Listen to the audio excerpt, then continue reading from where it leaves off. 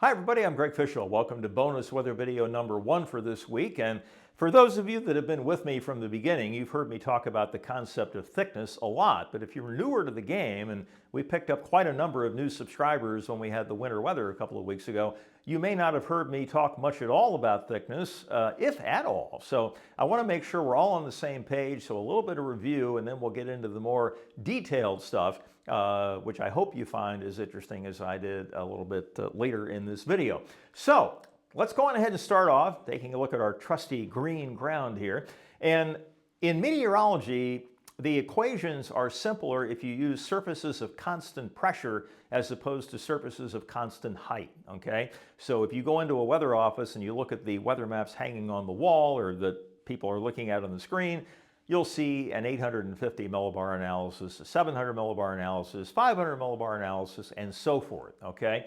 So let's suppose above, let's say Raleigh, just for, sake of example, that we have an undulating 500 millibar surface. And these things are rarely flat, okay? They can be pretty flat in the summertime, but during the winter, they tend to undulate quite a bit. And then we have maybe an undulating 1,000 millibar surface. Well, the distance between those two is called the thickness. In this case, it would be the 1,000 to 500 millibar thickness, okay?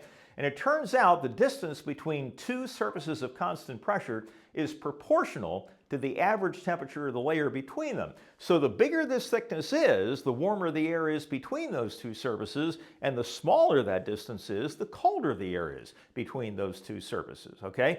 And you can actually take a mathematical equation and figure out what the critical thickness is for the average temperature of the layer being freezing. Okay, and that's very easy to do because the mathematical equation is there. And that equation comes from another equation that basically talks about the fact that the atmosphere is a balance between two forces, okay? The pressure gradient force going upward, acting toward lower pressure, and gravity going downward. That's why the atmosphere doesn't collapse into the ground or escape into space, which is nice for us. All right, now let's go on ahead and take a look at a typical situation. We have 850 millibars here, 1,000 millibars here, and we're looking at the atmosphere from the side, and so here is the freezing line, okay? Now, if you have a layer that's pretty deep, the deeper the layer, the more possibilities there are in terms of how that temperature is distributed, okay? Let's take a look at 3 possible scenarios here. Let's imagine it's well below freezing at 850 millibars, but well above freezing near the ground. Well, in that case, it would be snowing up here, but then with all this above freezing air down here, most if not all of that snow would melt. So we'd either have rain or rain with a few wet snowflakes mixed in, but with the surface temperature above freezing, it wouldn't be an issue. Or we can have this scenario where it's well above freezing at 850 millibars and well below freezing near the ground. So the snow would melt as it falls into this layer and then either refreeze before it hits the ground and give us sleet, or it could freeze on contact with the ground and that would be freezing rain. Or you could have this scenario where the temperature is just barely below freezing all the way from the ground up to 850 millibars, and in those kind of cases, you can pull off all snow, okay? We've seen that happen even this winter across parts of our areas, so that can definitely happen. But again, you get the idea here, the deeper the layer, the more possibilities there are in terms of how that temperature is distributed through that layer. Okay, so when the weather balloon at Greensboro went up tonight, just to give you a feel for these numbers here, this is what it found. For 500 millibars, 18,734 feet above sea level, 700 a little bit more than 10,000, 850 a bit more than 5,000. Now the actual elevation above sea level at that station is 886 feet, but the 1,000 millibar surface is lower than that, which means it's technically underground. How does that happen, okay? Well, when that's the case, then something called the standard atmosphere is used to interpolate so we can get a 1,000 millibar height, okay? Because we need that to compute thicknesses. But there are times where that 1,000 millibar surface is technically underground. And these are the thickness values for these 3 different layers here, and you can see all of them off to the right.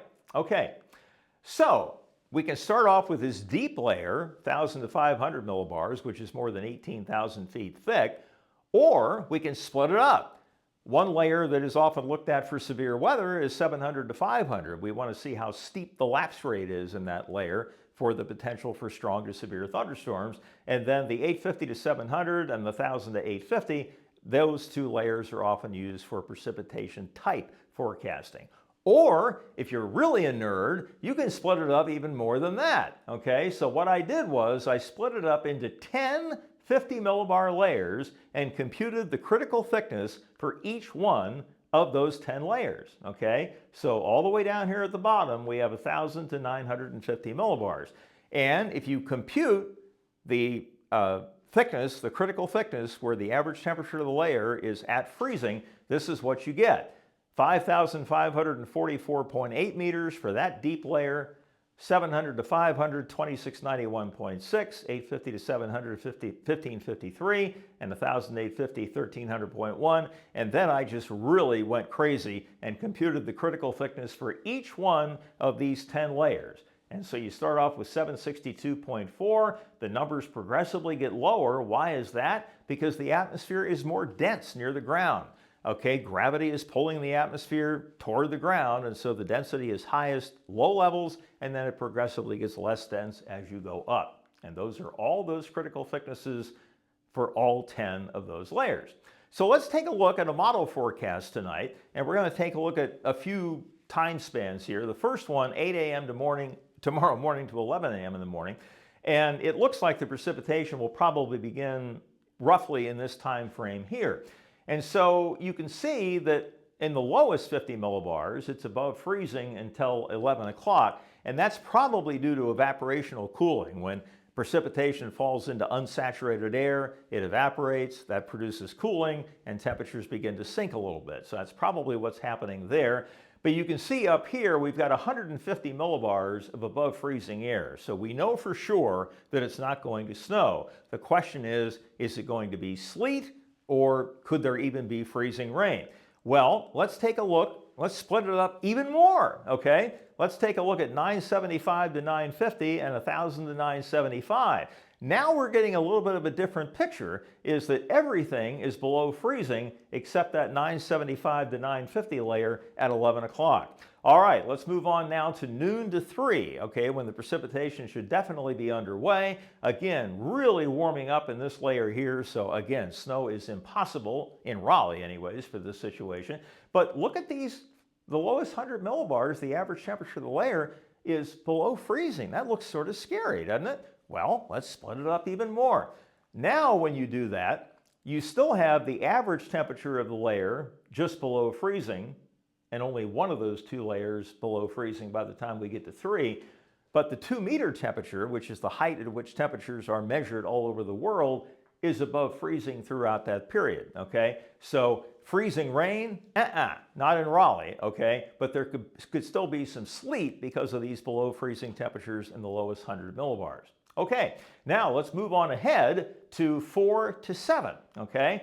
And it's really warming up here, temperatures in the upper 40s, and then look how much it drops. This is a huge inversion from 33.4 to 48.4, okay? Again, we've got 2 layers below freezing through 5, only 1, 6, and 7. So the cold air is getting shallower and shallower with time, and again, if we split it up, the lowest 25 millibars are above freezing and the 2-meter temp is above freezing. So worst case scenario is sleet and probably rain by that point in time. And then 8 to 11, look at this, 50, 52, okay?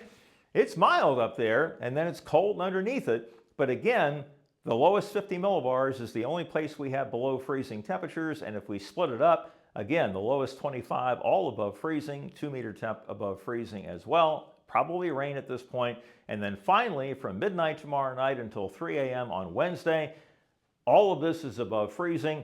Even the lowest 50 millibars, the average temperature goes above freezing by 2 and 3 in the morning. And again, if we split it up, the lowest 25 and the 2-meter temp are all above freezing. So at this point, I would say the possibility of some sleet for a few hours in Raleigh at the beginning of this event, and then just turning over to a cold rain. But to the north of here, it is a little bit different, and that's why the winter weather advisory is in effect for counties just to the north of Raleigh, where there could be a little bit of snow at the beginning, but more likely a sleet and perhaps a freezing rain scenario. That's the part of our area that we'll be keeping a very close watch on. All right, folks, that's it for now. That's bonus weather video number 1 for this week. I hope you found that as interesting as a nerd like me would find it. The next bonus video coming up on Wednesday, and the next daily update, of course, coming up tomorrow. So you all take care, and we'll talk to you soon. See you later.